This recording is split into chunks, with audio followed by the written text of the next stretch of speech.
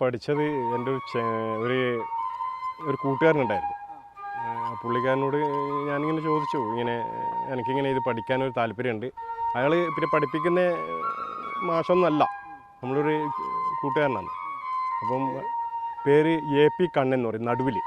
ഇപ്പോൾ അഡ്വക്കേറ്റാണ്. പിന്നെ അവരോട് ആയിക്കോട്ടെ, അത് കുഴപ്പമില്ല. ഞാൻ ചോദിച്ചാൽ അപ്പം എവിടുന്ന, നീ എൻ്റെ വീട്ടിലേക്ക് തന്നെ നീ വന്നു എന്ന് പറഞ്ഞു. പിന്നെ ഞാനിങ്ങനെ വീട്ടിൽ പോയിട്ട് സ്വരങ്ങൾ മാത്രം ഞാൻ അവിടുന്ന് പഠിച്ചു. പിന്നെ പാട്ട് ഞാൻ പിന്നെ നോക്കിയിട്ട് അതിൻ്റെ സ്വരങ്ങളെല്ലാം എഴുതി ചിട്ടപ്പെടുത്തിയിട്ട് പാട്ടിങ്ങനെ ഞാൻ വായിച്ചു.